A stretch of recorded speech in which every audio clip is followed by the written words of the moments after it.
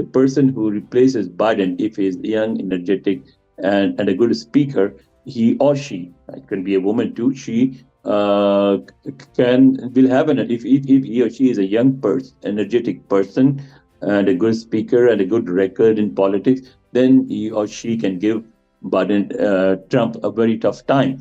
Who are on the horizon? I mean, it's not just these are not just rumors. These are, I mean, very widespread speculation in Washington that President Biden may ultimately have to step down and make and allow somebody else from within the Democratic Party to replace him. That may happen, may not happen. It's not. It's still very. It is. Although I'm wrong when I say still, it is still not very clear. But I think it is becoming clearer day by day. Number one, that he is not physically not fit enough to lead America for the next 4 years, and number two, that there is an increasing demand for him to step down. As I told you earlier, that this pressure on him to step down started even before the race for the 2024 presidential election began late last year.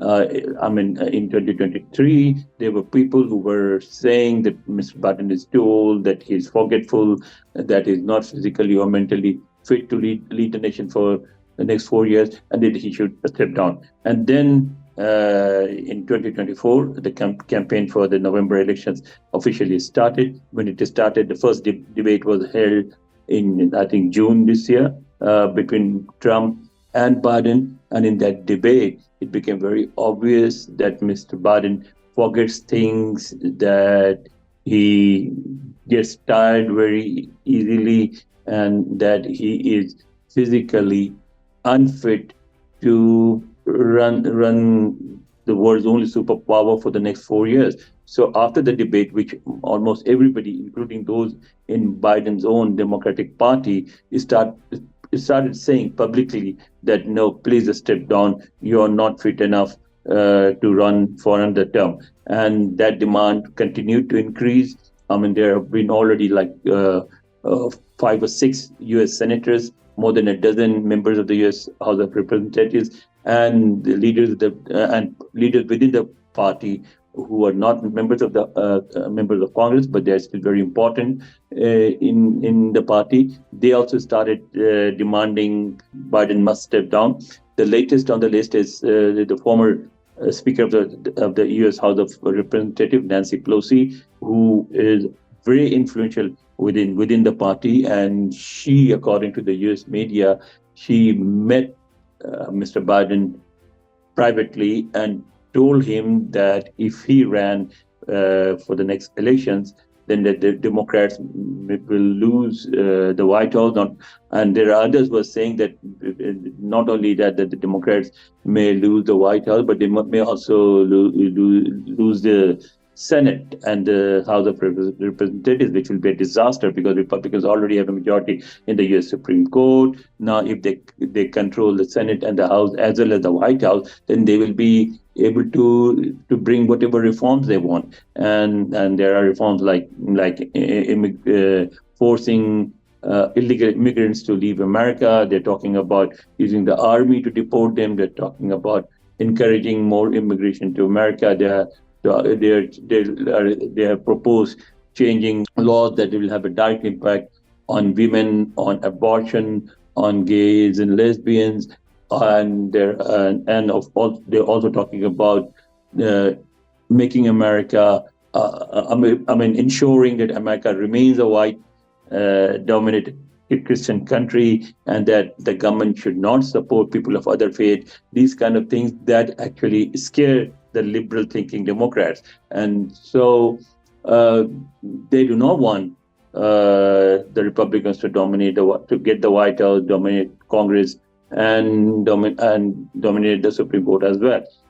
So I think the demand for Biden to step down has reached a stage where it will be very difficult for him resist the calls for stepping down. Uh, and then what further encouraged those who are urging him to quit the race is the news that you might have also seen in the Pakistani media that Biden is once again down with COVID-19, and he has fever and he has not been functioning for quite a few days. And so people have already started saying that we need a president who is strong enough to face a situation like this, who can still function even if he is ill or something. And Biden is not one of them.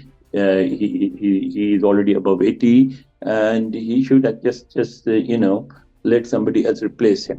That is also a very important question, because yes, Biden must step down. Everybody is demanding that Biden should step down. But what if he does? Who would replace him? The thing is, remember, the first thing to consider is, number one, that it's already too late. I mean, whoever replaces Biden will only have a few months. The elections will be held in November.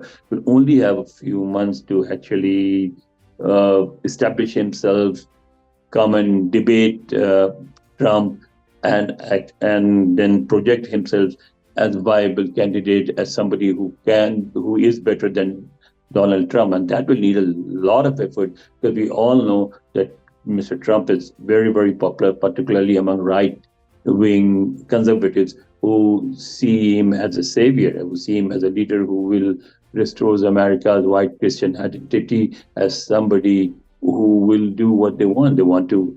They're not happy with immigrants. They are not happy with abortion laws. They're not happy with the law that have allowed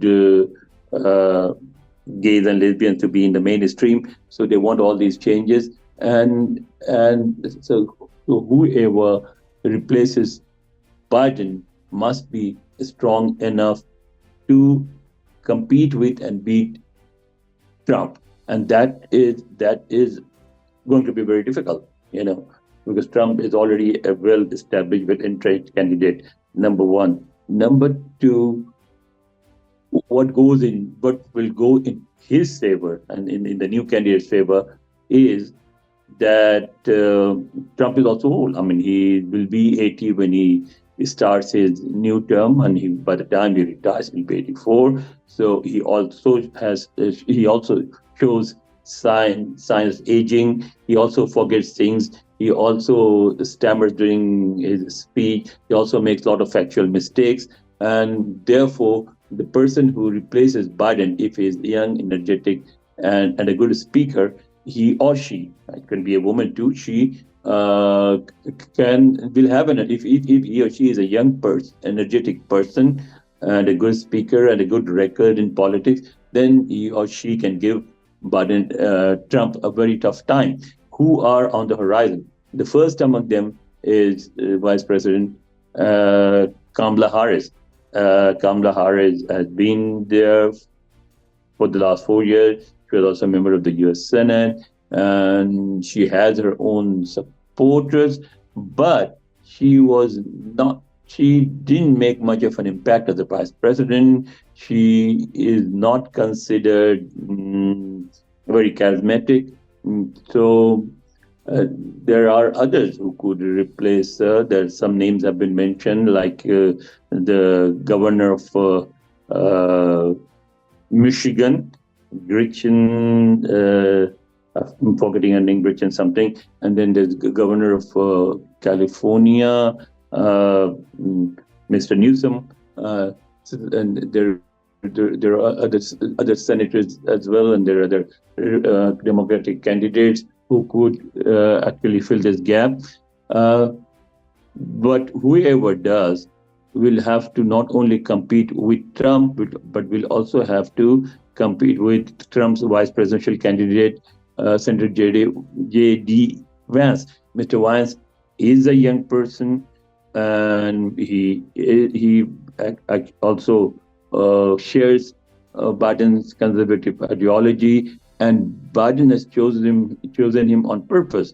They want the Americans to see that, okay, I'm also old, and if something happens to me, then you will have somebody as vice president who is young enough, energetic enough to replace me, and who shares my beliefs. So there will be a continuity. Whatever you're voting for, if you're voting for deporting immigrants, if you're voting for bringing more restrictions on abortion or on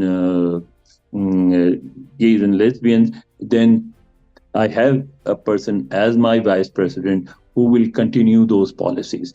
And so the new Democratic candidate who replaces Biden will have to prove that he is not only better than Trump, but he's also better than what's the name, Senator Vance. He will be somebody who will be able to lead America and will be able to carry forward the liberal policies of the Democratic Party, and he will be able to discourage this rising tide of conservatism or the right wing ideologies in the United States of America.